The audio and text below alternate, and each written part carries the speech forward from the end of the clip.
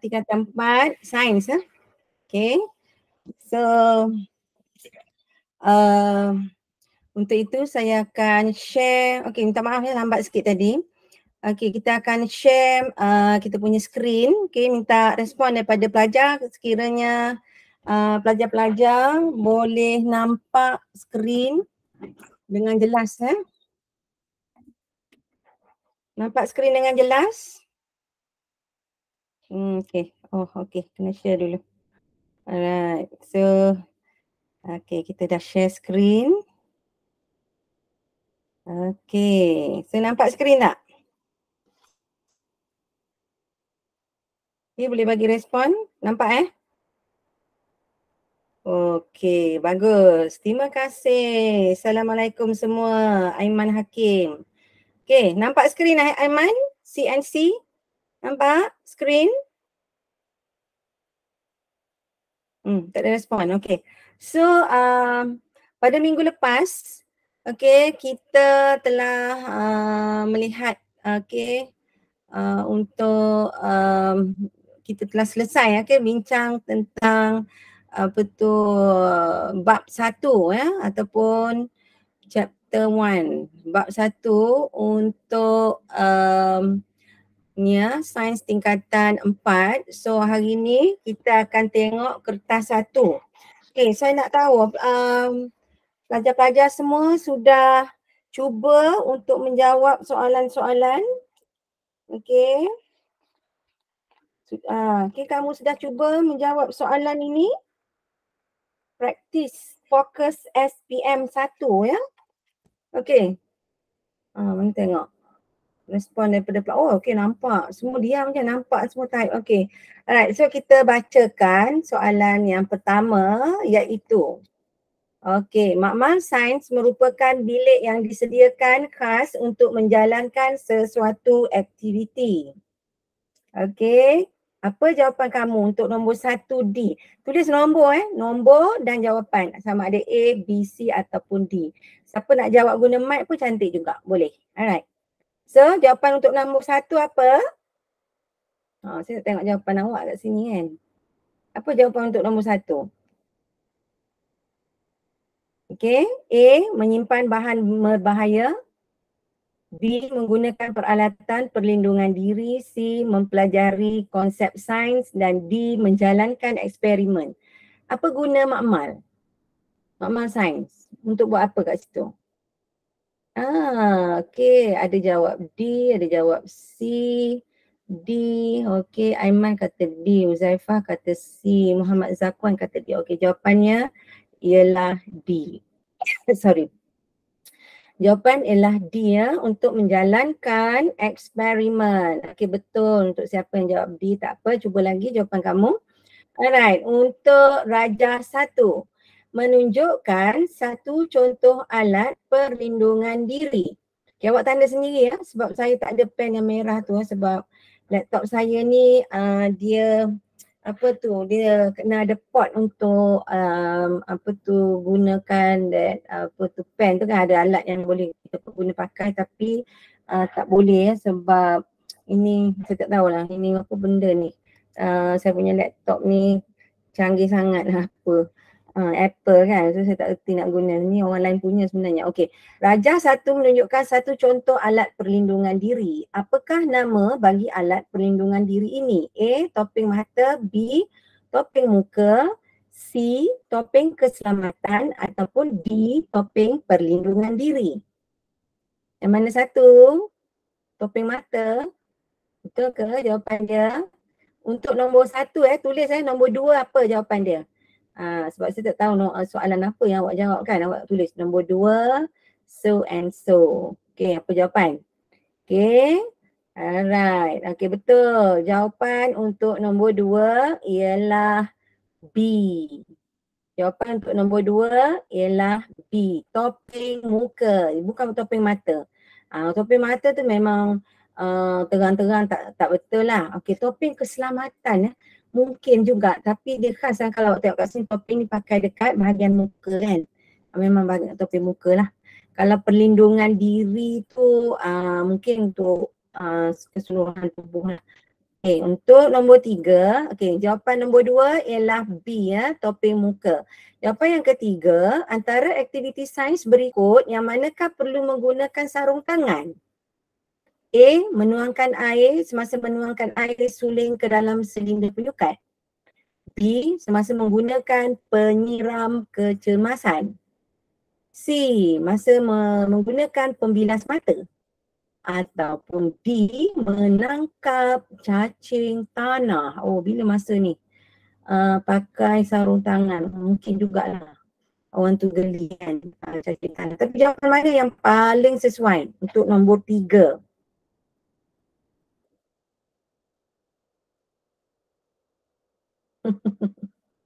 Okey. Practice fokus SPM 1 kelakar jawapan dia. Okey. Ah, antara berikut antara aktiviti sains berikut yang manakah perlu menggunakan sarung tangan? Jawapan awak? Mungkin yang saya cakap tadi salah kot. Oh, okey. Nombor 3 jawapannya D. Ada A. Ada yang jawab A. Aiman, Zakwa jawab A kan? Okey, sebenarnya untuk nombor 3 jawapannya ialah D. Semasa menangkap cacing tanah. Oh. Okey. Dia tak bagi pelajar-pelajar menggunakan tangan untuk memegang cacing tanah. So, jawapan untuk nombor 3 ini adalah, kita tengok ya, kertas 1, jawapan untuk nombor 3 adalah D, menangkap cacing tanah. So maksudnya semasa menggunakan penyiram kecemasan bila masa nak pakai sarung tangan menggunakan pembilas mata. Ini semua macam terkena mungkin bahan-bahan kimia lah. Okay. Alright, nombor 4. Okay, nombor 3 D. Nombor 4, mengapakah pemanasan hablo iodin dijalankan di dalam kebuk wasap? Okay, jawapan untuk ini A, supaya uap iodin tidak dicemari oleh udara. B, supaya hablur iodin tidak mudah meruap. C, supaya uap iodin tidak mencemari udara. Dan D, supaya hablur iodin tidak dicemari mikrob yang berbahaya. So, jawapan untuk nombor 4 ialah tengok siapa jawab nombor 4. Siapa nak cuba jawab nombor 4? Nombor 4 D, ada A. Okey, siapa lagi nak cuba ni? Okey, nombor 4 jawapannya ialah okey, semua tak betul ni jawapan. D salah, A pun salah. Okey, jawapan untuk nombor 4 ialah teka A salah, D salah. Cuma ada B dan C. Mana jawapan yang terbaik?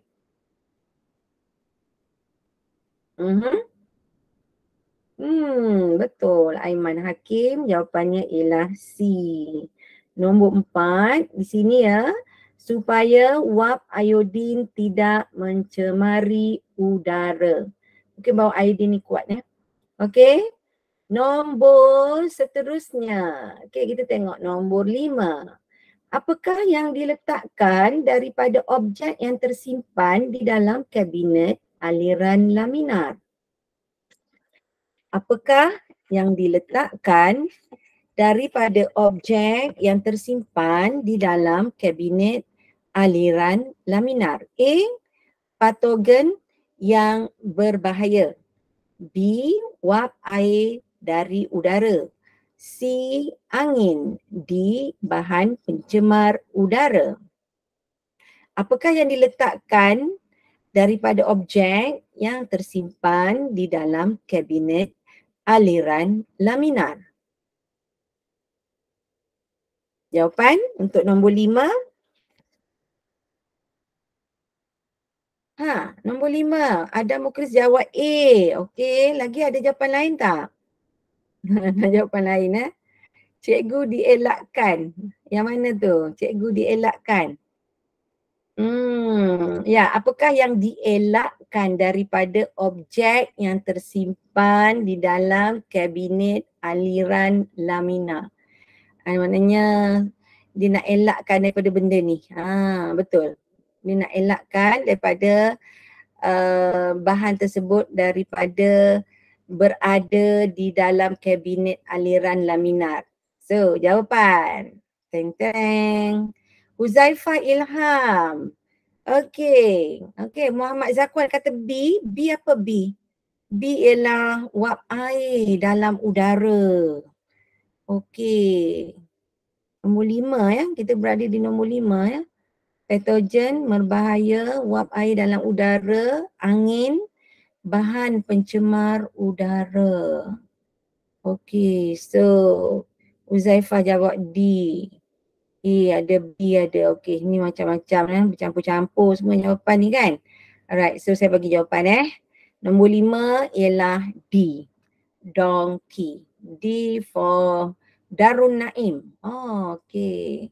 Whatever Darul lah. D ya. Nombor 5 ialah D. Ingat tu? Apakah benda yang dielakkan daripada objek yang tersimpan di dalam kabinet aliran laminat? Bahan pencemar udara.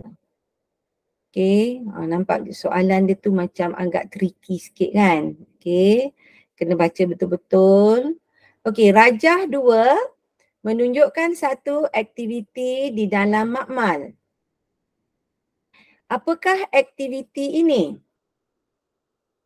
A. Membilas dan mencuci mata yang terkena percikan bahan kimia.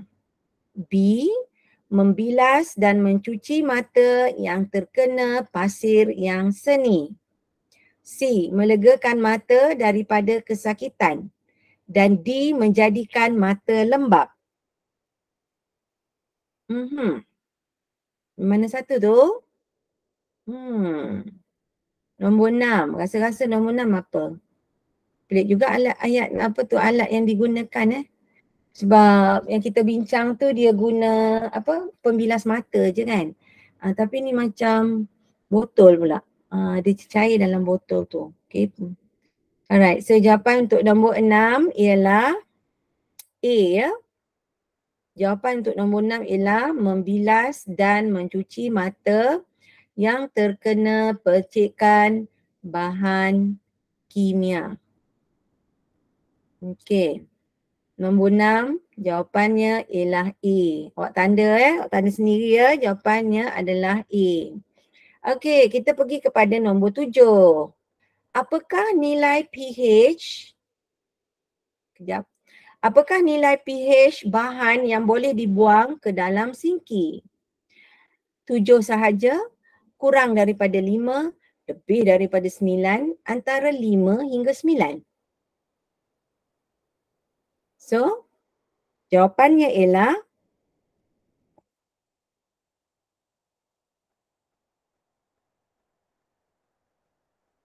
nombor 7, jawapannya ialah D. Betul. Okey, D ya. Denmark. Okey. Jawapannya ialah D. Okey, kita pergi kepada nombor 8. Sungai yang berdekatan dengan kawasan pertanian lazimnya mengandungi bahan buangan yang beradioaktif. Apakah bahan buangan itu? Bahan perosak serangga, bahan baja fosfat, bahan perkumuhan binatang ternakan, bahan perkumuhan ikan. So, jawapan untuk nombor 8, apa dia? Mengandungi bahan buangan yang beradioaktif. Maksudnya ada radioaktif dalam situ. Okey, jawapannya ialah, cuba tengok. Kalau tengokkan bahan perkumuhan binatang ni, dia organik kan? Dia dah dikisar dalam perut binatang tu keluar macam bahan kumuh, tahi kan, tahi binatang. Okey, bahan perkumuhan ikan. Alamak, tak banyak, tak nampak pun kan ikan buang air kan, kita tak nampak. Okey, bahan perosak serangga. Bahan perosak serangga. Bahan perosak serangga ataupun bahan baja fosfat. Okey, jawapan anda apa? Nombor 8. Nombor 8. Nombor 8 ialah jawapannya ialah B. Okey. Bahan yang mengandungi radioaktif di sini baja fosfat. Okey, bahan baja fosfat sebagai bahan buangan yang mengandungi radioaktif. Okey. Kita pergi pada nombor seterusnya, nombor 9. Rajah 3 menunjukkan sejenis tong sampah yang lazimnya digunakan di hospital. Okey, kita boleh nampak tong sampah warna oranye kat hospital. Apakah jenis sisa yang dibuang? Kalau tak silap hari tu kita tengok dalam nota yang saya bincangkan hari tu, ada warna kuning dan ada warna merah, betul tak? Okey. Apakah jenis sisa yang dibuang ke dalam tong sampah tersebut? Okey, cuba teka. A, bahan sisa yang bukan biobahaya. B, bahan sisa biologi yang biobahaya. C, bahan sisa biologi yang berwarna kuning. D, bahan sisa biologi daripada kultur bakteria sahaja. Okey, jawapan nombor 9.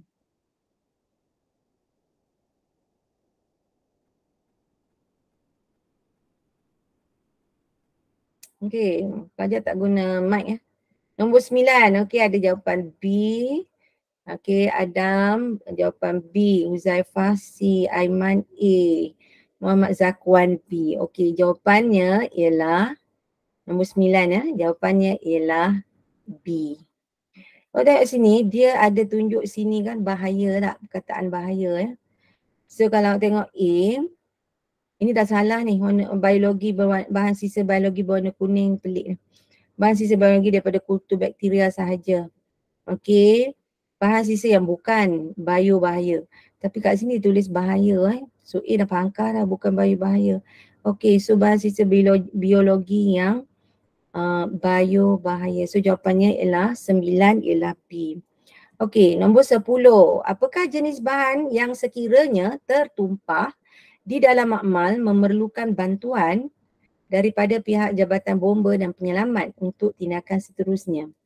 Okey, apakah jenis bahan sekiranya tertumpah, bahan kimia sekiranya okey, bukan bahan kimia saja, ni banyak dia punya pilihan dia Jenis bahan yang sekiranya tertumpah di dalam makmal memerlukan bantuan daripada pihak Jabatan Bomba. A, mercury, B, petrol, C, grease dan C, grease dan D, pelik dia punya susunan sepatutnya ini grease Grease ni sepatutnya C lah. Kan? A, B, C dan D kan. Okey, tak apa, kita tengok jawapan. Apakah bahan yang tertumpah kena panggil bomba? Jawapannya ialah, tengok jawapan kamu nombor 10. Okey, betul. Semua jawab A Alright, betul. Okey, siapa jawab betul ni? Aiman dengan Huzaifah Nampak bagus. Okey, jawablah beramai-ramai. Kita tengok berapa orang dekat dalam kita punya kelas ni. Orang ramai. Lebih kurang 12 orang Okey, cuba jawab semua. Tak apa, salah is okay. Alright, nombor 11. Alat pemadam api bahan kimia lembap yang digunakan untuk memadamkan kebakaran bahan X. Apakah contoh bahan X? Alat pemadam api bahan kimia lembap digunakan untuk memadamkan kebakaran bahan X. Apakah contoh bahan X? Nombor 11. Apa contoh dia? Cuba cek balik pada nota yang sebelum ni Cek balik pada nota. Okey, nombor 11. Jawapannya ialah tak tahu. Ramai tak tahu ni. Okey, dia kata 11C, ada kata 11A, bagus. Percubaan yang bagus. Tetapi jawapan anda ialah jawab A ada, C ada kan? Okey, untuk ini nombor 11 jawapannya ialah D. Okay, alat pemadam api bahan kimia lembap digunakan untuk memadamkan kebakaran bahan X. Apakah contoh bahan? Sebenarnya dia nak bahan X saja, tapi dia cerita macam-macam alat pemadam api kimia lembap lah apa kan.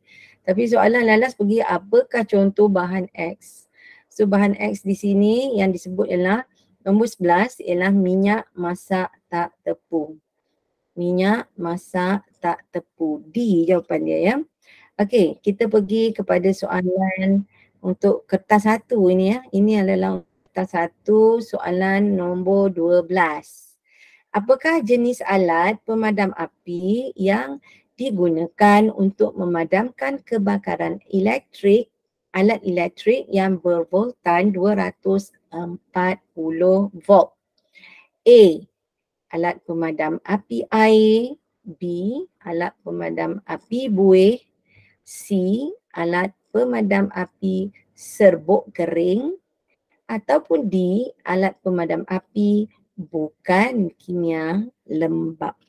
Jawapan untuk memadamkan alat kebakaran, untuk memadamkan kebakaran alat elektrik yang bervoltan 240 volt. Jawapan 12. Okey Aiman, bagus jawapannya. Percubaan yang bagus. Okey, so awak boleh tengok balik ya. Awak punya nota check balik. Ini sebagai revision ya, sebagai ulang kaji lah.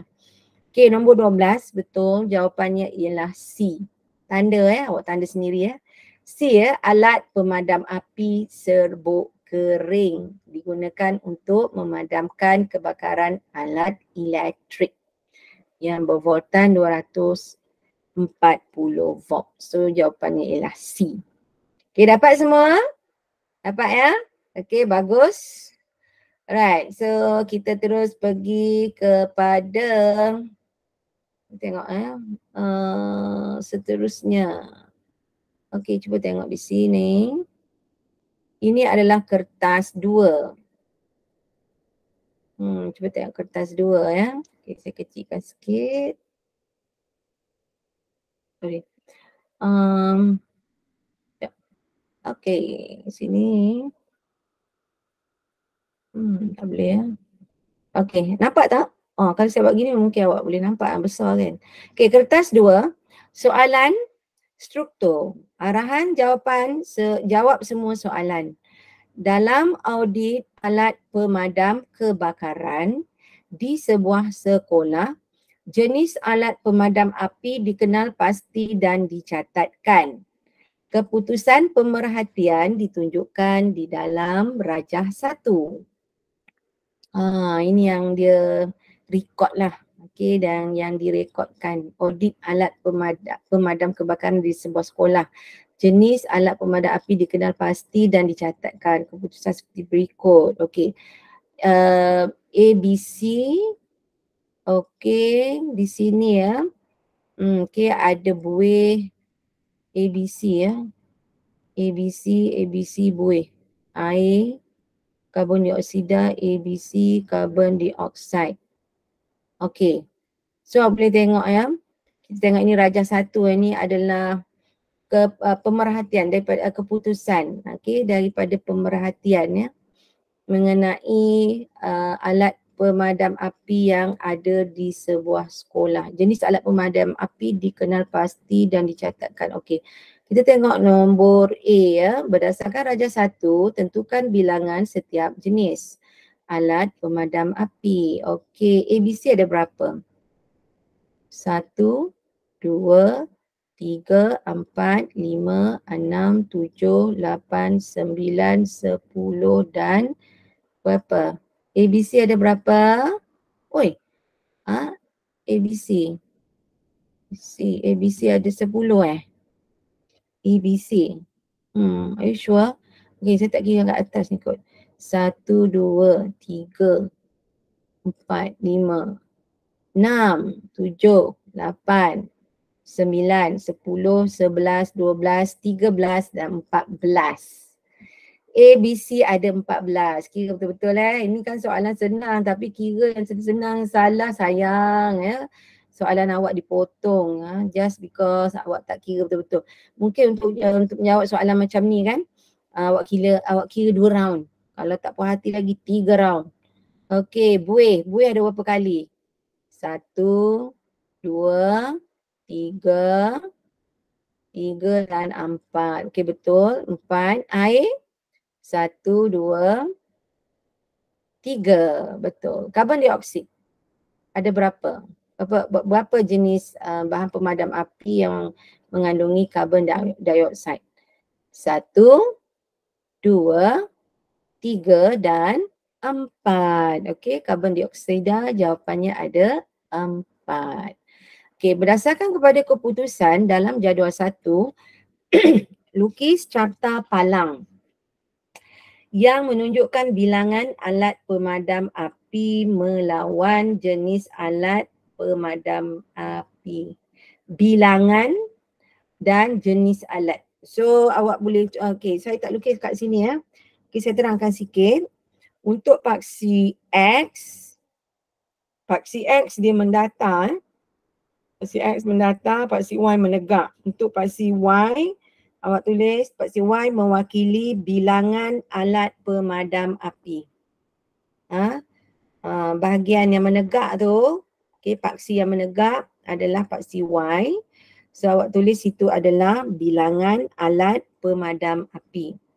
Untuk paksi X, okay, yang mendatar, paksi X, awak tulis di situ adalah jenis alat pemadam api. So awak akan catatkan dia ya. Okey, jenis apa tadi? Untuk paksi Y tu, okey, awak letak dulu yang bahagian paksi X tu, okey, ABC dulu. Dia macam bacat tau, bacatnya yang menegak. Okey, ABC paling tinggi iaitu berapa ABC? 14. Okey, tulis ABC dulu. Yang kedua, awak boleh ambil buih dan karbon dioksida sama. 4 kan? Boleh. Dan air 3. Okey. So awak letakkan apa tu bilangan dia. Alright, dan nyatakan jenis alat pemadam api yang paling banyak berdasarkan carta palang 1. For sure lah awak tahu ABC yang paling banyak kan. Kalau awak tak tengok carta tu pun awak boleh tengok daripada jadual 1 yang paling banyak berdasarkan carta palang yang paling tinggi lah. Okey, diberikan satu sebab bagi jawapan anda pada 1C. Kerana alat pemadam api yang mengandungi bahan ABC adalah paling banyak digunakan. Awak tulis tak situ kan? Beri sebab bagi jawapan anda. ABC. ABC adalah apa? ABC ni. Cuba cek balik tengok ABC. Saya tengok balik nota ya. ABC. ABC sinilah. Pepejal, cecair dan gas. Okay, ABC, pepejal, cecair dan gas. Alright. Okay, ini short form untuk BOH. Bahan api, oksigen dan haba. Untuk membolehkan pembakaran ada 3 benda ni. So awak buat macam kata kunci lah. Untuk senang awak ingat kan. BOH. Okay. Right, so kita pergi balik kepada ini tadi. Okay. Right, kita tengok ya. Habis selesai untuk nombor 1 ya.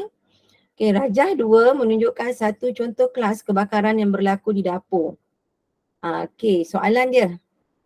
Okay, soalannya di sini. Namakan kelas kebakaran yang ditunjukkan dalam rajah 2.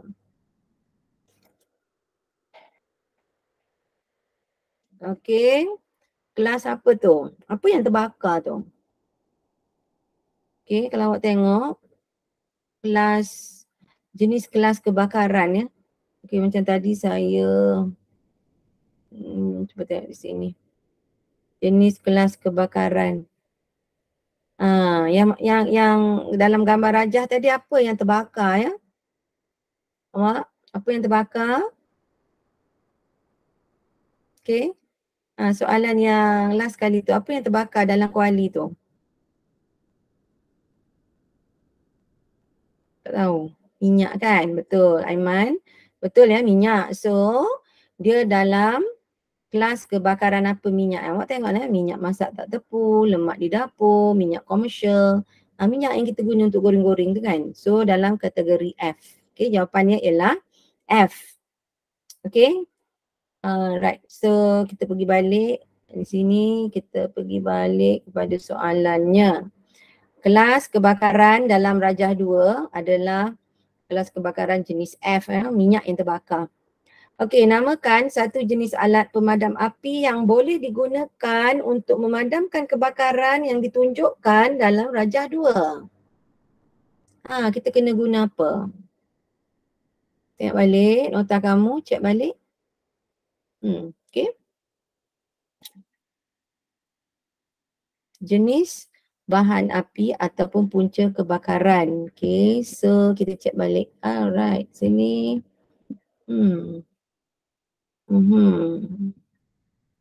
Ini soalan. Okey. So, apa jawapan anda?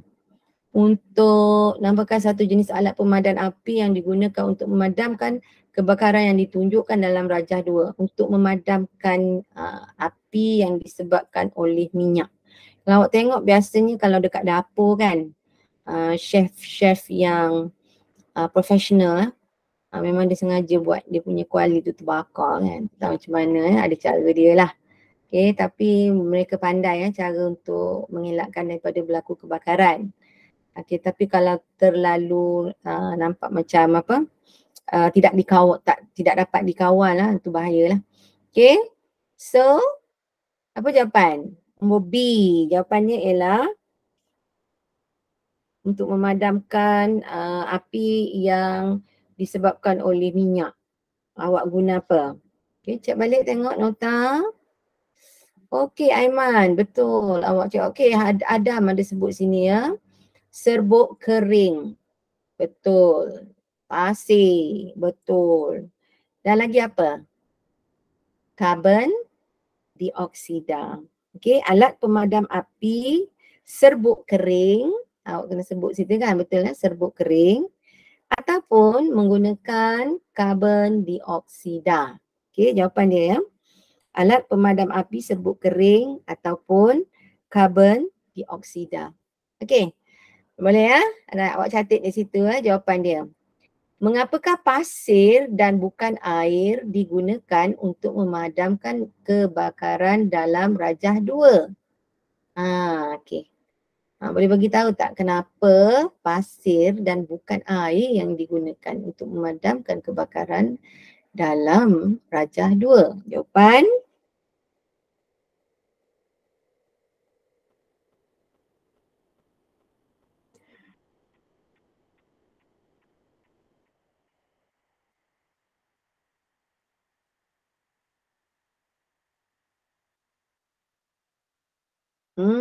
Apa jawapan kamu? Sebab, okey bagus, ya betul. Sebab pasir ataupun serbuk kering dapat memerangkap oksigen. Betul. Dua-dua jawapan Aiman dan Muhammad Safwan betul. Air tidak digunakan kerana air tumpat daripada minyak. Okey. Jawapan ni macam betul tau. Jawapan ni macam betul. Air tidak digunakan, dia lebih tumpat. Okey. Kalau air lebih tumpat ataupun lebih berat daripada minyak, apa yang berlaku? Apa akan berlaku?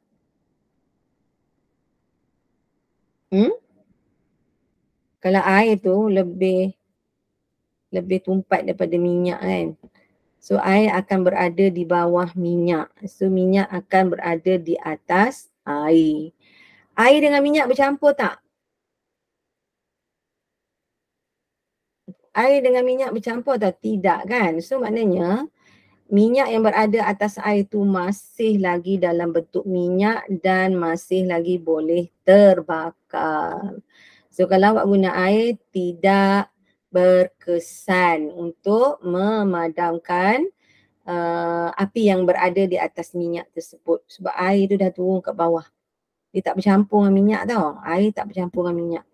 So apa yang boleh dibuat ialah curah pasir, serbuk kering, serbuk kering ya, supaya dia dapat merangkapkan oksigen. Okey, saya bagi jawapan di sini.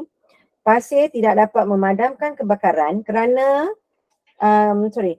pasir dapat memadamkan kebakaran dengan menyekat oksigen daripada minyak yang terbakar. Betul ya jawapan awak tadi?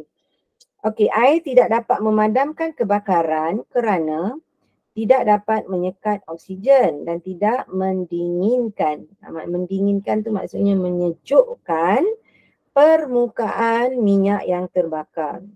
Hal ini berlaku kerana minyak yang terbakar itu akan terapung di atas air. Minyak yang terbakar akan terapung di atas air. Okey. So, boleh faham ya? Minyak yang terbakar terapung atas air. So, tak ada point lah, masih benda tu tak dapat dia kata dibendung minyak tu kan. So, nak hapuskan dia, terus siram dengan serbuk kering supaya dapat merangkapkan oksigen. Okey, D. Nyatakan 3 contoh maklumat daripada audit alat pemadam kebakaran. Nyatakan 3 contoh maklumat daripada audit alat kebakaran. Okey. Mungkin maklumat ni ada dekat atas alat pemadam kebakaran tu. Apa contoh dia? Yang pertama, saya rasa kan dia ada tunjuk tau yang nota saya itu. Kat sini. Okay, tengok sini ya. Ini. Apa ni? Bukan. Mana ya? Aku tengok yang ini ya.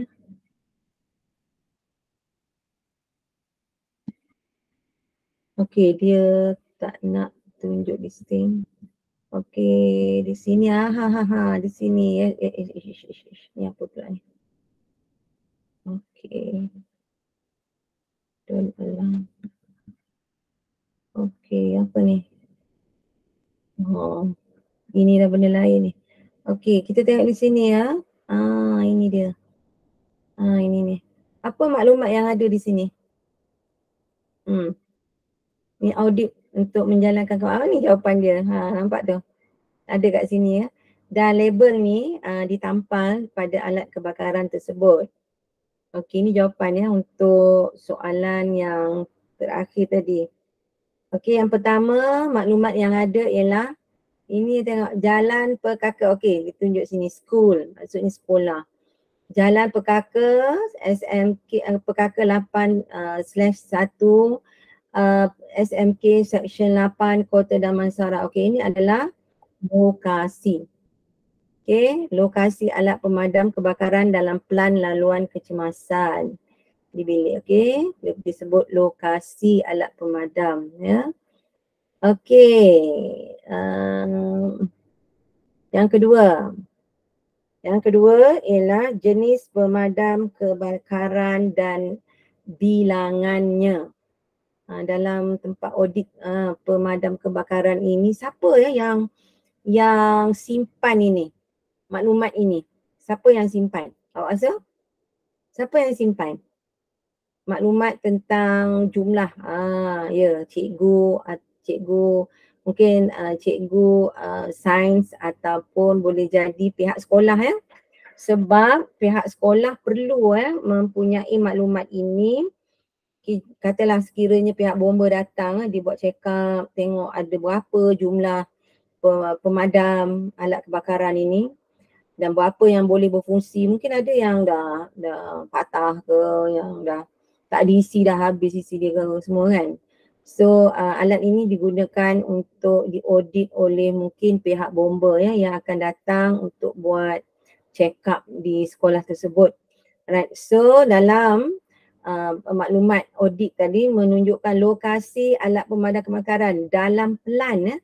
Pelan ni maksudnya dia sebut macam dia tunjuk laluan kat mana alat kebakaran tersebut. Dia akan tunjuk dalam bentuk pelan tahu kan, tunjuk mungkin gambar rajah lah, gambar rajah sekolah tersebut Okey, dan dia akan letak kat mana pemadam tu. Kita nampak nampak dia daripada mana. Mungkin dia buat daripada satu tingkat ke satu tingkat. Dia buat daripada pandangan atas. Awak tahu kan macam mana orang buat peta lokasi kan. Lokasi mungkin ni floor ataupun tingkat. Kalau sekolah tu katalah ada 3 tingkat, so dia pecahkan tingkat pertama, tingkat 2, tingkat 3 dan dia akan tunjuk lokasi alat pemadam.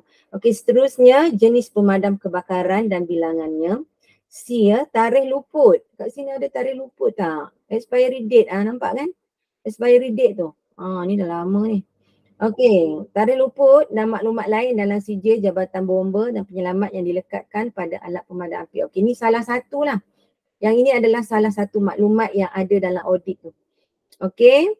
Dan seterusnya sebarang kerosakan pada alat pemadam kebakaran. Okey, dia akan catat lah. Okey, kalau ada kerosakan. Dan ada juga catatan dalam bentuk jarum dalam meter tekanan yang berada dalam kawasan hijau menunjukkan alat pemadam api selamat digunakan. Alright. Di sini jawapannya ialah 1, lokasi alat pemadam. Yang kedua, jenis pemadam kebakaran dan bilangannya.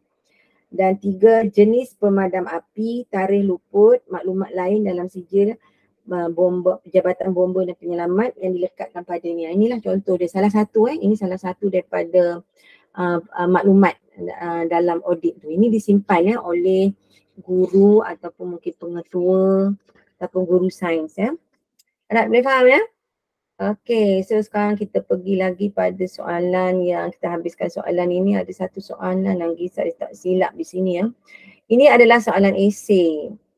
Okey, beri 3 contoh bahan berbahaya yang dilindungi daripada badan oleh peralatan perlindungan diri. Beri contoh bahan berbahaya yang dilindungi daripada badan oleh peralatan perlindungan diri. 3 contoh. Apa? Bahan berbahaya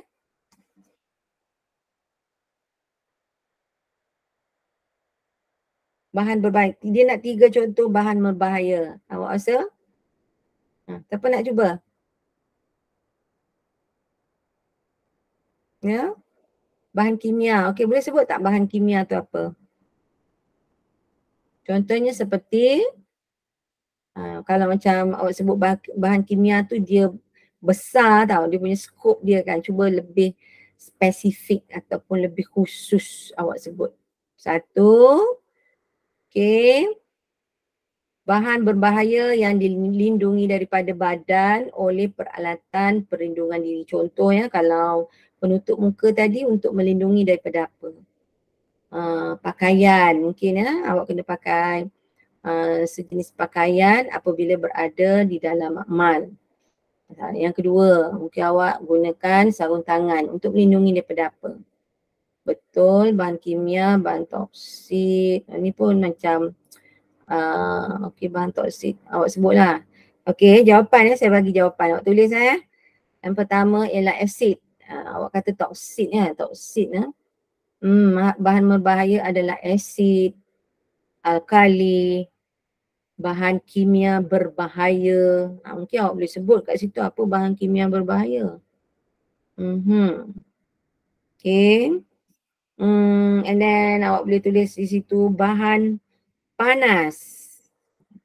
Bahan yang panas. Okay. Okay. So ada berapa? 1, 2, 3, 4. Asid. Mungkin untuk jawapan 3A Asid, alkali, bahan kimia berbahaya dan bahan yang panas. Okey, namakan satu contoh peralatan perlindungan diri yang lazim yang dipakai di dalam dan di luar makmal. Satu contoh peralatan perlindungan diri yang lazim yang dipakai di dalam dan di luar makmal. Luar makmal pakai juga. Apa dia?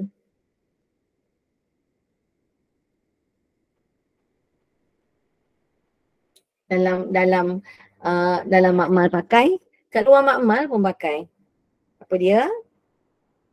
Siapa tahu? Siapa boleh teka? Oh, topeng muka. Okey, bagus. Ada yang betul jawapannya. Okey, ini Muhammad Zakwan tadi bahan kimia seperti yang beracun, berbahaya, meledak, terbakar. Okey, betul jawapan. Okey, Adam Mukris dia jawab kasut bertutup. Okey, kasut hitam, topeng muka, goggle, pakaian makmal. Pakaian makmal awak pakai kat dalam makmal je, kat luar tak pakai. Goggle pun dalam makmal, topeng muka hanya dalam makmal. Takkan awak pakai topeng muka kat luar makmal kan? Okey ya. Okey, jawapan adalah kasut. Betul. Kasut bertutup penuh. Okey, dipakai di dalam dan juga di luar makmal. Kasut bertutup penuh. Jawapan untuk 3B ya. Alright. Untuk 3C, selepas mengkaji sampel tanah, Aziz membasuh tangannya dengan pencuci tangan. Pencuci tangan yang digunakan untuk membersih tangan daripada kekotoran, bahan kimia dan mikroorganisma yang berbahaya. Namakan satu contoh mikroorganisma berbahaya. Awak tengok soalan je tau. Awak tengok soalan yang last tu dia nak apa? Yang atas-atas tu saja je dia tulis bla bla bla bla bla. Last kali pam dia bagi soalan kat awak. Namakan satu contoh mikroorganisma yang berbahaya. Apa itu? Nombor 3C jawapannya ialah bakteria. Lagi? Selain pada bakteria? Mungkin virus. Kita tak tahu kan? Betul tak? Okay? Betul. Mikroorganisma. Salah satu ialah bakteria ataupun virus dan sebagainya. Okey. Betul jawapan untuk C. Apa jawapan tadi? Bakteria ataupun virus lah. Okey, D. Rajah 3 menunjukkan kertas pH. Namakan satu kegunaan kertas pH di dalam pembuangan sisa di dalam sinki makmal. Nyatakan satu kegunaan kertas pH dalam pembuangan sisa ke dalam sinki makmal. Kertas pH digunakan untuk apa?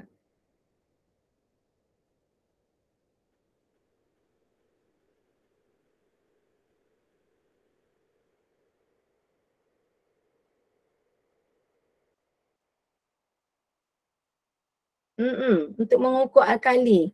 Betul juga. Betul. Okey. Satu kegunaan kertas pH di dalam pembuangan sisa. Okey, dia nak check sama ada bahan tersebut sama ada alkali ataupun berasid. Betul tak? Okey. Sekiranya berasid, jangan buanglah dalam sinki. Betul tak? Sekiranya beralkali mungkin boleh. Tapi dengan syarat pH tu berada antara 5 hingga 9. 5 hingga 9 sahaja. Kalau lebih daripada kedua-duanya mungkin dalam 4, 3, 2, 1 tu asid pekat. Bahaya. Mungkin awak letak dalam sinki, nanti sinki pula terbakar. Betul tak? Okey. Yang kedua, kalau dia lebih daripada 9 beralkali, dia juga berbahaya. So maknanya kalau kurang daripada 5 dan juga lebih daripada 9, so jangan buang dalam sinki. Buang kat mana? Awak mesti buang kat mana? Okay, buang dalam tempat yang telah dikhaskan ya. Okay. Alright, so untuk mengukur alkali dan sebagainya. Ialah pH tu kan sebab dia kena check dulu alkali sangat berakali ke atau sangat asid. Tapi kalau lebih daripada ukuran yang diberikan antara 5 hingga 9, so jangan buang dalam sinki. Okey, nombor seterusnya ialah nombor 2 Roman ini ya. Bagaimanakah kegunaan yang dinyatakan di soalan 3D1 diaplikasikan dalam pembuangan sisa dalam sinki? Bagaimanakah kegunaan yang digunakan di soalan 3D1 diaplikasikan dalam pembuangan sisa di dalam sinki? Seperti yang saya bagi tahu, tu jawapan yang saya dah bagi tahu ya.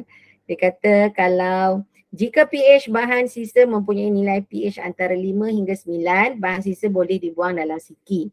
Sekiranya kurang daripada 5 atau lebih daripada 9, dia kata jangan buang dalam sinki. Itu jawapan yang saya dah bagi pun jawapan tadi. Okey, nombor E pula. Nombor 3E.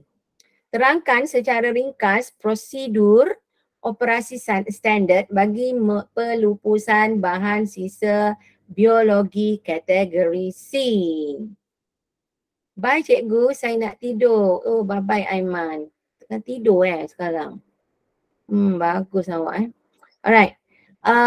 Terangkan secara ringkas prosedur operasi standard bagi pelupusan bahan sisa biologi. Kategori C. Jawapan untuk E ya. Terangkan secara ringkas prosedur operasi standard bagi pelupusan bahan sisa biologi kategori C. Apa yang perlu dibuat?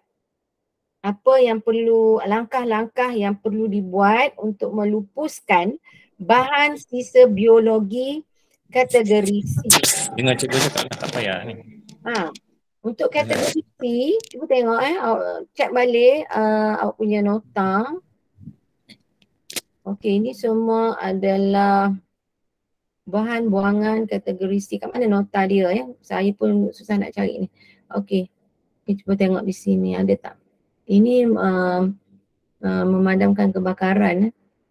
Okey, kelas kebakaran, jenis kebakaran. Okey, biologi tu. Okey, kategori C. Cuba tengok di sini saya dah jumpa. Nota yang saya dah bagi sebelum ini kan, yang saya dah bincangkan. Kategori C, sisa bangkai, organ, tisu organisma. Apa perlu buat? Apa perlu buat? Okey, nampak tu? Kat sini jawapan dia. Sudah ada saya dah bagi pada awak semua. Bukan jawapan. Nota sebelum ni kita dah bincangkan. So kalau awak tengok di sini, kategori C, yang dibagi contoh siap. Bangkai haiwan, tisu haiwan, tumbuhan, spesimen biologi. So awak tulis sini, balut sisa di dalam kertas tisu. Okey, sisa-sisa bangkai haiwan, tumbuhan kan semua lebihan-lebihan daripada eksperimen untuk bahan-bahan yang ada kaitan dengan biologi kan. So awak bungkus balut dalam kertas tisu dan buang ke dalam beg plastik. Okey, letakkan dalam beg plastik yang telah dikhaskan untuk bayu bahaya. Okey, untuk bahan sisa tersebut disejuk beku sebelum dilupuskan di dalam incinerator. Mungkin dia kumpulkan dululah dalam peti sejuk beku sebelum dilupuskan. Itu jawapan dia ya. Ya, itu jawapan dia untuk soalan yang terakhir. Okey. Sekarang kita adalah pada 9.15. Kita ada setengah jam lagi. Saya ada lagi soalan ya. Saya ada lagi soalan. Boleh tak awak tunggu saya setkan balik? Okey, saya masuk balik nanti ya sebab saya nak upload soalan ekstra untuk awak khusus untuk tingkatan tingkatan 4 ni tapi untuk topik 1. Okey, awak minta awak sabar sekejap. Okey, saya akan uploadkan semula. Okey. Okey, saya berhenti sekejap ya.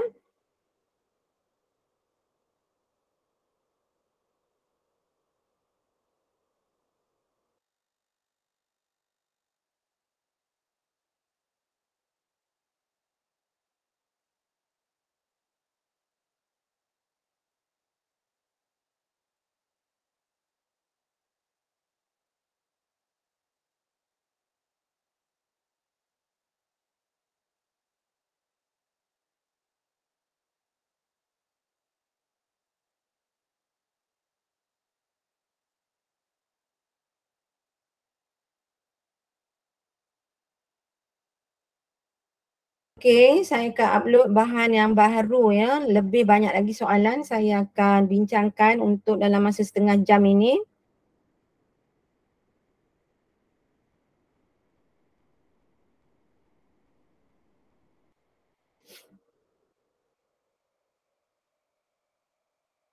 Nampak semua?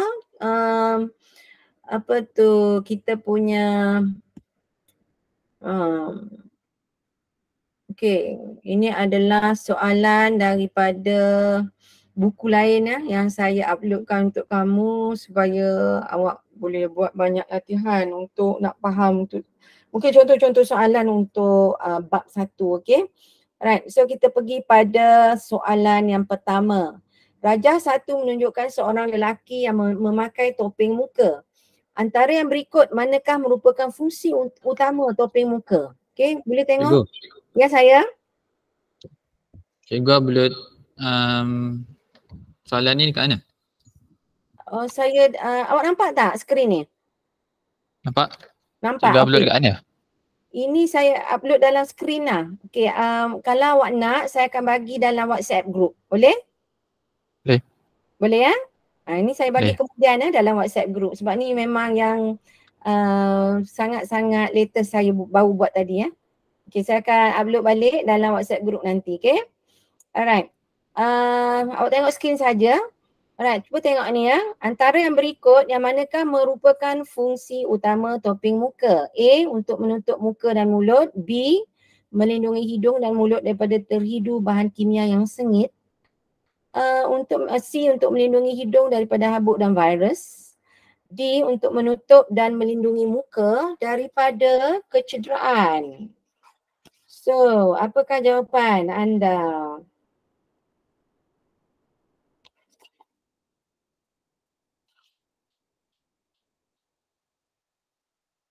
Apa jawapan kamu untuk nombor 1? Okey, cuba tengok. Saya nak check tengok ya. Apa jawapan awak? Okey, kita tengok dekat grup. Okey. Right. Sekejap ya. Saya betulkan.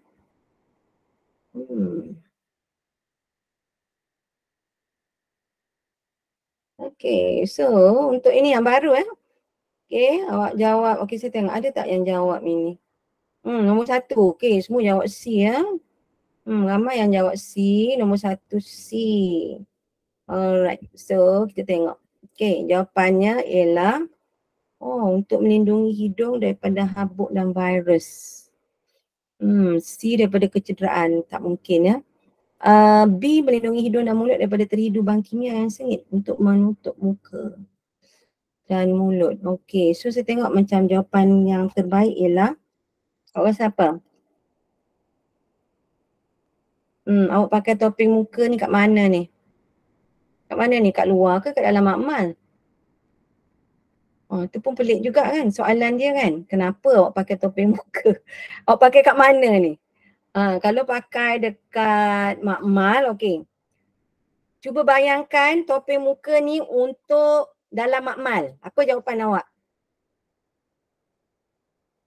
Dalam makmal dalam makmal. Okey, betul. Kalau dalam makmal for sure jawapannya ialah B. Tapi kalau tutup muka ni awak bila awak berada di luar makmal, awak pakai juga pergi kedai pakai, jawapannya ialah C lah. Tapi kalau untuk dalam makmal, melindungi hidung dan mulut daripada terhidu bahan kimia yang sengit. Okey, kita tengok untuk rajah 2. Menunjukkan satu peralatan perlindungan diri yang digunakan di dalam makmal sekolah. Okey, itu nampak macam gambar rajah apa tu? Okey, tengok apakah fungsi peralatan tersebut? Apakah fungsi peralatan ini? Ya, A, untuk menjalankan eksperimen yang menggunakan bahan asid lemah. B, untuk menjalankan eksperimen microbiologi. C, untuk menjalankan eksperimen yang menggunakan bahan mudah meruap. Dan D, untuk menjalankan eksperimen yang menggunakan bahan letupan. So, jawapannya ialah nombor 2. Okey, tadi siapa yang nak tidur tadi? Aiman yang nak tidur. Aiman terjaga balik. Okey. So, jawapan untuk nombor 2. Ramai jawab C ni. Tak tahu cikgu. Okey, tak cikgu apa tu. Okey, betul jawapan untuk nombor 2 ialah C. Untuk menjalankan eksperimen yang menggunakan bahan mudah meruap. Bagus awak jawab semua betul Okey, nombor 3. Antara bahan berikut yang manakah boleh dibuang ke dalam sinki? A, logam berat. B, sisa pepejal. C, alkali lemah. dan D bahan toksik. Yang mana satu? Jawapan. Salah orang. Tadi siapa yang nak tidur tadi? Mana saya cek balik. Siapa yang nak tidur tadi? Teng tereng. Ada pun. Ni Muhammad Zakwan rupanya yang nak pergi tidur tadi. Ada lagi tak Muhammad Zakwan? Dah tak ada, hilang. Okey, sorry ya Aiman. Bukan awak. Okey. Alright. Nombor 3. Logam berat. Saya rasa tak patut buang lah. Sisa pepejal pun tak patut buang. Katalah awak buang apa tulang ayam. Boleh tak? Boleh tak buang tulang ayam dalam sinki? Tak boleh kan? Okey. So jawapannya ialah 3 ialah C. Asid lemah. Toksik tak boleh ya. Toksik adalah benda-benda yang berasid, yang berbahaya. Bahan toksik tak boleh buang dalam sinki. Kalau asid lemah okey lah. Alright, nombor 4. Bahan berikut yang manakah memerlukan bantuan daripada pihak Jabatan Bomba dan Penyelamat sekiranya tertumpah dalam makmal sains? Jawapan A, petrol dan diesel, B, bahan bergerisi, merkuri, dan D, asid hidroklorik yang pekat. Jawapan untuk nombor 4 ialah okey, betul. C, okey, merkuri. Okey, good. Okey, semua betul. Nombor 4 ialah merkuri. Awak tahu apa merkuri dalam bahasa Melayu? Tahu tak apa dia? Merkuri dalam bahasa Malaysia apa? Raksa, bukan rasa Aiman. Raksa. Raksa ni, merkuri ni, mereka gunakan dalam kosmetik bahaya kosmetik yang tidak bertauliah lah kita kata, yang tidak ada dapat tauliah daripada pihak kerajaan kan. Kadang-kadang merkuri ni, bukan kadang, banyak macam produk yang dibuat tidak ada pemantauan ataupun kontrol daripada mana-mana pihak dia pakai letak je bahan ni. Ada yang mengandungi bahan merkuri ataupun raksa. So sapu kat muka, apa akan jadi? Apa akan jadi awak sapu kat muka merkuri ni? Tapi dalam jumlah yang sedikit tau. Tapi kalau jumlah sedikit, lama-lama sapu tiap-tiap hari akan jadi apa? Okey. Mungkin tak perasan kan, tapi untuk lama kelamaan, satu yang memang betul kulit rosak. Yang kedua, merkuri ni dia boleh menyerap dalam salur darah ya. Okay, dia menyerap dalam salur darah dan boleh menyebabkan kanser. Sebab tu anak-anak semua, pelajar-pelajar semua bila nak beli bahan kosmetik ataupun siapalah, tak kira yang lelaki ke yang perempuan kan. Bukan, saya tak kata student lelaki beli kosmetik, tidak. Mungkin terutama untuk pelajar perempuan, tetapi mungkin ada bahan-bahan lain yang kita tak check. Ada mengandungi bahan merkuri, ini bahaya sebab dia meresap dalam salur darah dan boleh menyebabkan kanser. So kena hati-hati ya. Alright, so kita pergi pada nombor 5. Antara yang berikut, yang manakah merupakan cara yang betul untuk menguruskan bahan sisa biologi? Okay, awak baca sendiri. Awak bagi jawapan pada saya. Apa dia? A, B, C ataupun D? Jawapan? Okay, cuba baca. A, ada nak yang berikut manakah merupakan cara yang betul? A, peralatan tajam perlu dimasukkan dalam bekas khas. Macam kaca, betul tak? Mungkin alat-alat yang tajam lah yang boleh jadi berbahaya sebab kalau awak buang benda-benda tajam ni, suka hati awak campak je dalam tong sampah kan. Okey, dalam tong sampah okey lagi. Kalau boleh masukkan dalam satu bekas plastik lah. Okey, dalam plastik dan boleh buang kat dalam tu supaya yang berbahaya ialah terutama sekali kepada orang yang kutip sampah tu. Betul tak? Awak tu kena terima kasih kat dia orang tolong kutip sampah. Kalau tak ada dia orang, rumah kita semua busuk. Especially kat bahagian luar, rumah kita semua busuk. Awak kena terima kasih kepada majlis pembandaran yang menyediakan servis untuk kutip sampah. Kena terima kasih dekat dia orang. Okay. So jawapan nombor 5 apa? Okay, ada jawab A, ada jawab B. Okay, jawapannya ialah A. Okay, nombor 5 jawapannya A. Peralatan tajam perlu dimasukkan dalam bekas. Pepejal tidak tajam hendaklah dikumpulkan dan dibuangkan dalam tong sampah bertutup. Tak payah bertutup. Terbuka pun tak apa sebab dia pepejal, dia tak ada bau kan, betul tak? Spesimen haiwan seperti bangkai tikus hendaklah dibuangkan. Oh ni tak boleh ni, mengotorkan. Okey, bahan sisa biologi sila disimpan dengan baik dan digunakan semula. Bahan sisa biologi contoh macam mayat. Mayat pula. Apa dia? Mungkin awak guna tikus sampai eksperimen, betul tak? Boleh digunakan semula ke?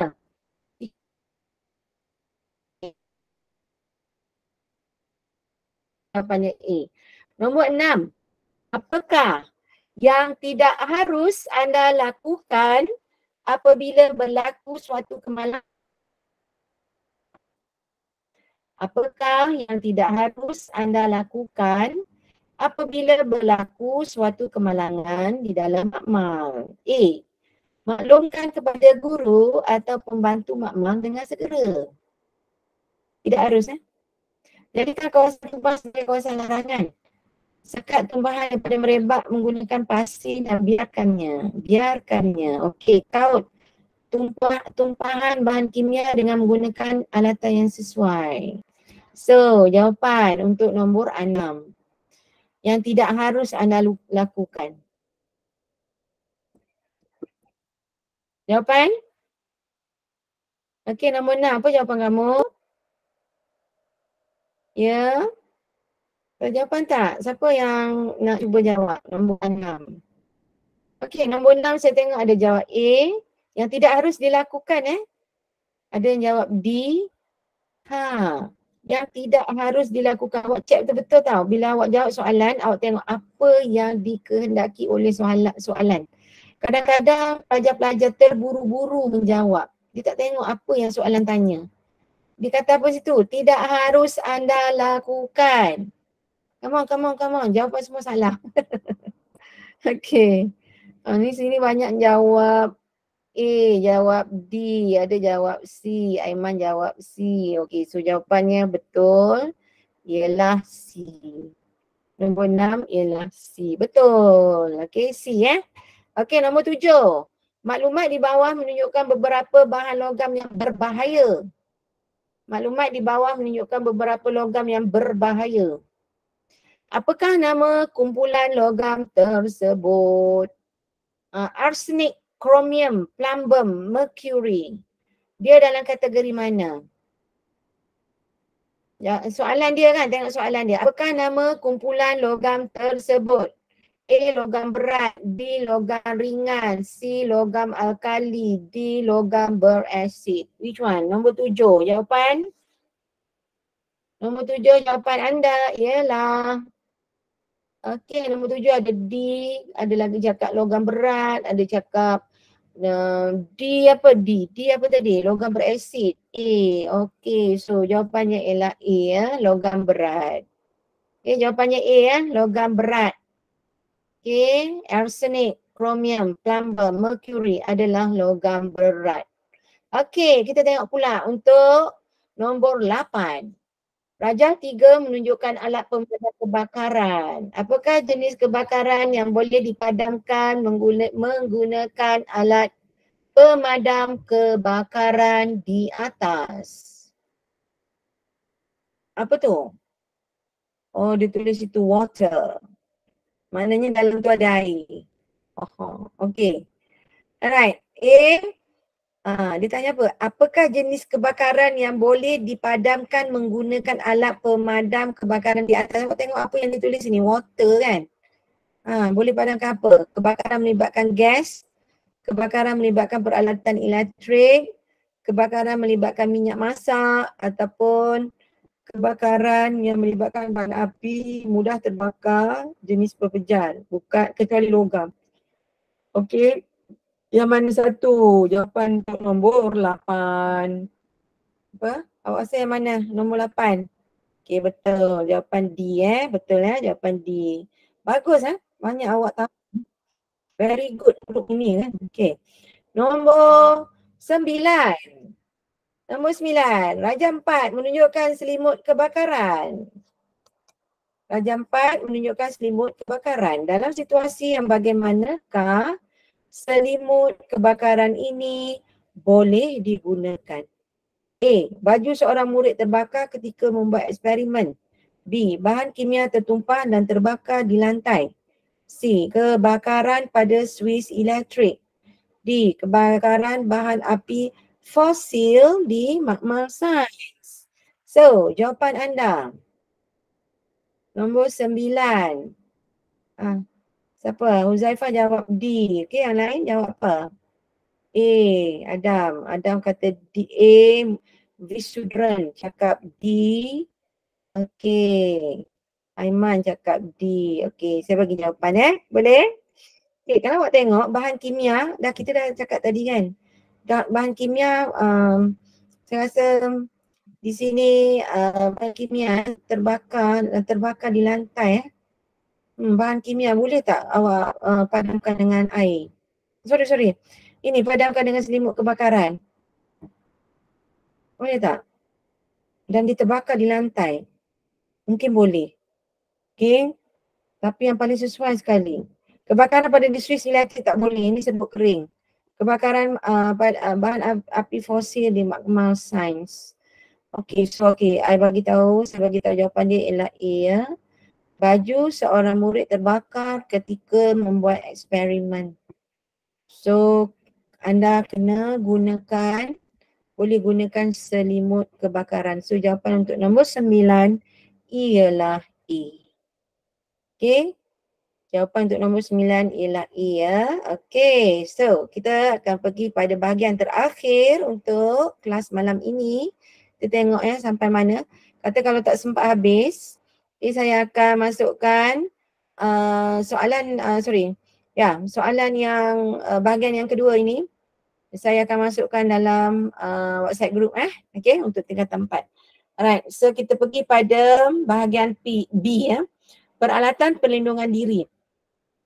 Raja 1 menunjukkan dua orang murid yang sedang memanaskan bahan kimia untuk satu eksperimen di makmal. Apakah alat perlindungan diri yang mereka pakai?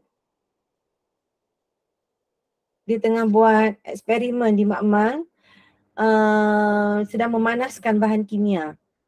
So, apakah dia alat perlindungan diri yang mereka sepatutnya pakai? Jawapan? Baju makmal. Betul. Okey, betul jawapan baju makmal. Siapa yang jawab ni? Aiman. Aiman penutup muka. Okey, jawapannya adalah baju makmal. Okey, saya rasa boleh jadi pelitup muka pun mungkin lah sebab bahan kimia tu kan agak bahaya.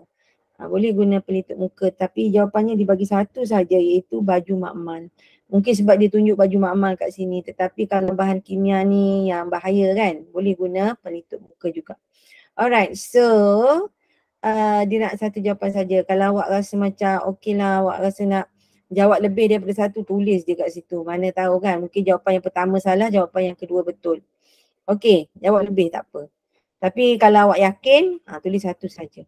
Okey, untuk B, nyatakan 3 kesalahan mereka dalam menjalankan eksperimen tersebut. Apa kesilapan mereka?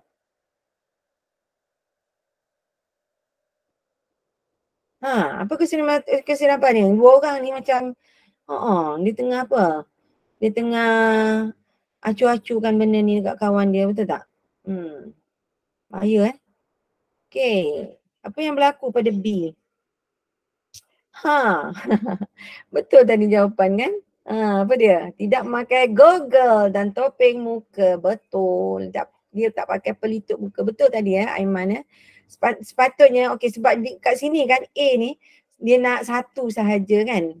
Nampak satu markah kan? Mungkin satu sahaja. Tapi sebenarnya mungkin jawapannya lebih pada satu. Okey, kalau kat sini dinyatakan 3 kesilapan mereka, maksudnya betul lah. Apa yang murid-murid jawab kat sini pelajar-pelajar jawab kat sini. Okey, jangan bermain-main, bergurau-gurau dekat dalam makmal dengan adanya bahan-bahan yang berbahaya. Okey, kat sini betul kesalahan yang seterusnya ialah tidak memakai goggle ataupun tidak memakai topeng muka. Google bukan Google. The children. Gol. Okay, Google. Okay. Tidak pakai Google dan sarung tangan. Okay, lagi awak nak letak sarung tangan. Okay, B. Okay, jawapannya untuk B saya bacakan. Mereka tidak memakai topeng muka ataupun Google. Seterusnya, mulut tabung uji dihalakan ke arah muka kawan. Awak tengok tabung uji tu, mulut tabung uji dihalakan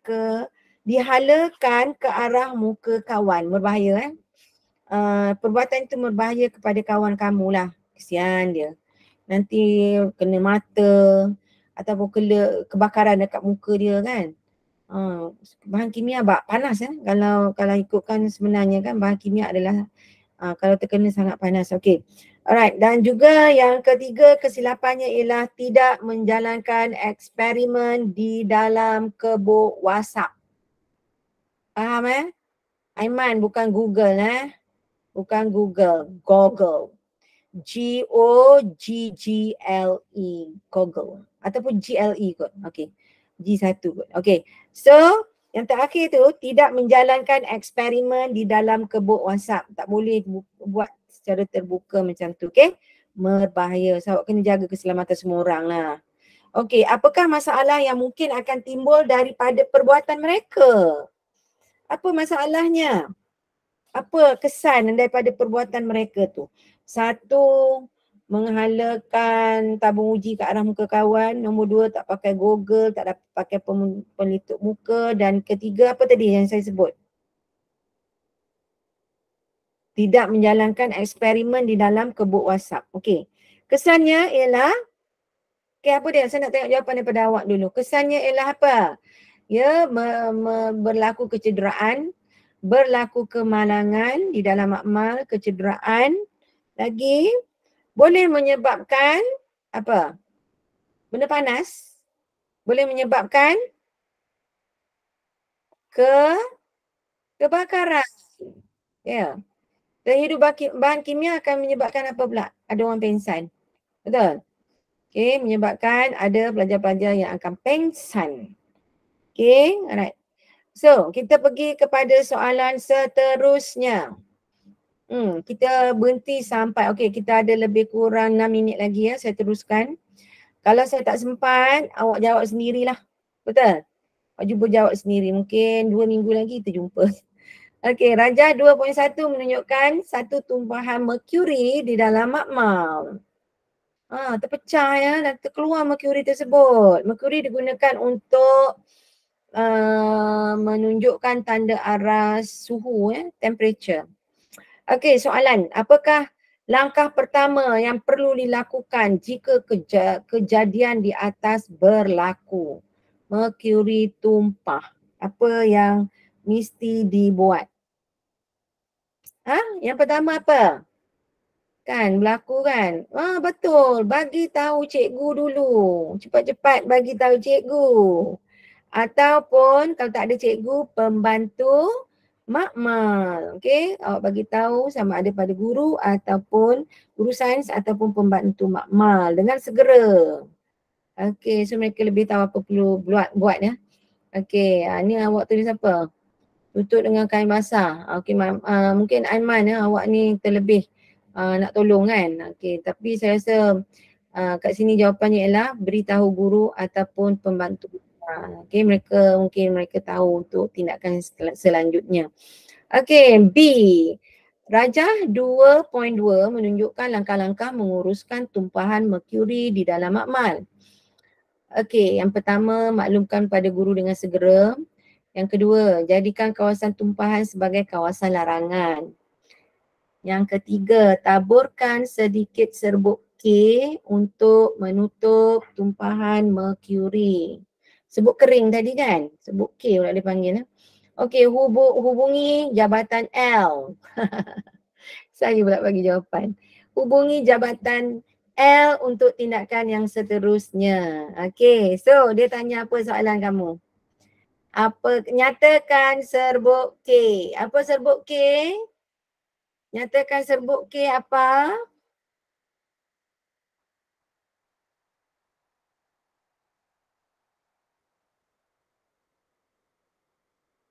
Nombor 2B.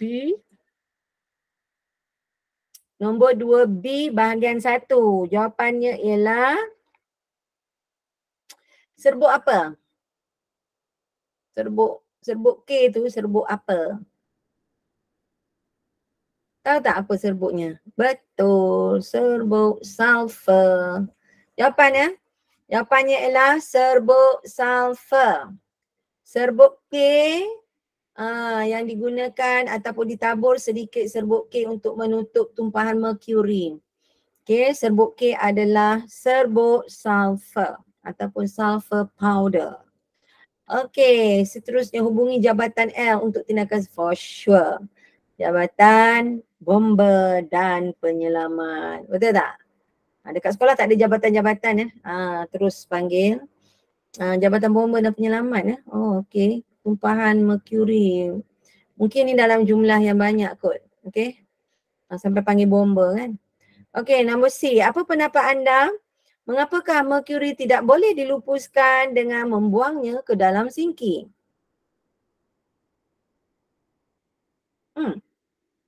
Mengapakah merkuri tidak boleh dilupuskan dengan membuangnya ke dalam sinki? Apa jawapan awak? Siapa nak cuba? Nombor 2C. Siapa nak cuba? Mengapakah merkuri tidak boleh dibuang ke dalam sinki? Siapa nak cuba? Boleh. Okey, awak kata sini dia bersifat menghakis. Okey, dia adalah logam berat ya. Merkuri adalah logam berat. So logam berat sebenarnya di sini ya, dia menyebabkan pencemaran alam sekitar. Contoh kan kalau katalah awak buang juga dalam sinki, air dalam sinki tu pergi kat mana? Katalah melalui awak punya longkang pergi kat mana-mana lah. Mungkin masuk dalam sungai, boleh jadi.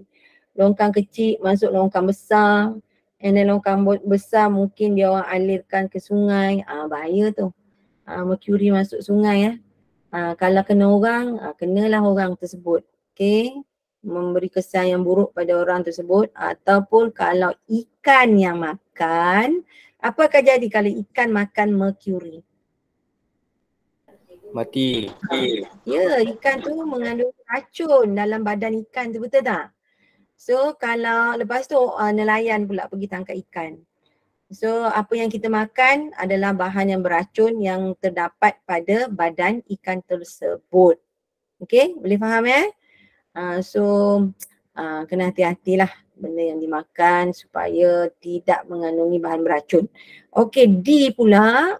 Nyatakan 2 kesan tumpahan merkuri kepada kesihatan manusia. Apakah dia 2 kesan? Nyatakan 2 kesan tumpahan merkuri kepada kesihatan manusia. Yang pertama, awak rasa apa? Ada jawapan tak? Oh, merkuri. Tenterang. 1.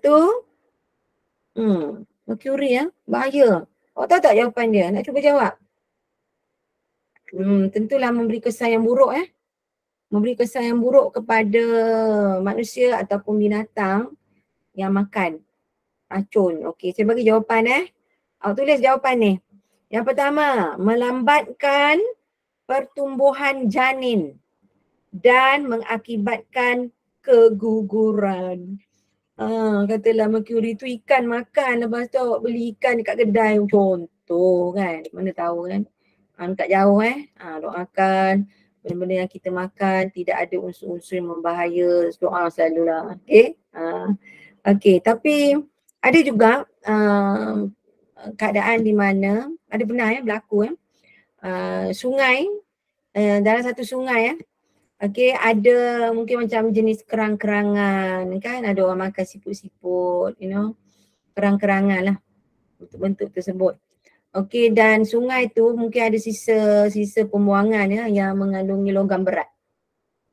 Kerang-kerangan tu for sure akan terkesan daripada aliran logam berat tersebut dan pihak kerajaan tempatan memberi memberi peringatan kepada orang-orang yang sentiasa pergi dapatkan mungkin kerang-kerangan ataupun whatever lah, siput ke apa yang boleh makan kat situ, supaya jangan pergi ambil di situ lagi sebab aliran logam berat disebabkan oleh pencemaran tersebut. Okay, so awak tahu ya, yang pertama melambatkan pertumbuhan janin dan mengakibatkan keguguran. Satu. Yang kedua, kesan yang kedua, kerosakan ginjal dan sistem saraf. Okay, kerosakan yang kedua ialah apa dia? Merosakkan, kerosakan ginjal, buah pinggang kerosakan ginjal dan juga sistem saraf. Bahaya sistem saraf. Okey. Itu kita tak tahu kan, kita doakan bahan-bahan yang dimakan. Okay, contoh macam penyembuh serangga kan, yang dia sembuh dekat sayur-sayur ke dekat buah-buahan tu pun kita kena hati-hati ya. Sebelum makan rendam dahulu dan sebagainya lah. Mungkin ada benda-benda yang kita boleh campur dalam air tu. Yang tak silap soda bicarbonate macam tu.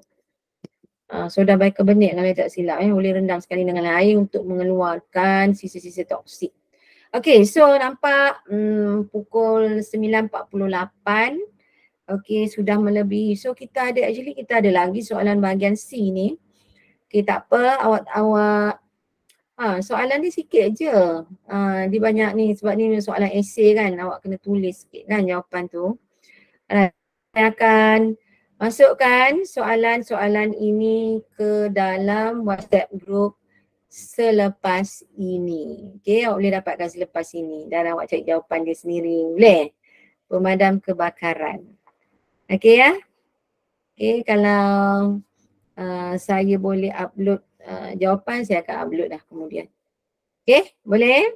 Right, dengan itu saya ucapkan terima kasih ya kepada pelajar-pelajar semua yang menghadiri kelas ini dan bersama-sama menjawab soalan. Saya ucapkan sangat-sangat terima kasih kerana anda. Saya doakan anda berjaya, insyaAllah. Terima kasih semua. Assalamualaikum. Jumpa lagi. Terima kasih cikgu. Sama. Terima kasih semua. Cikgu, Assalamualaikum. Terima kasih.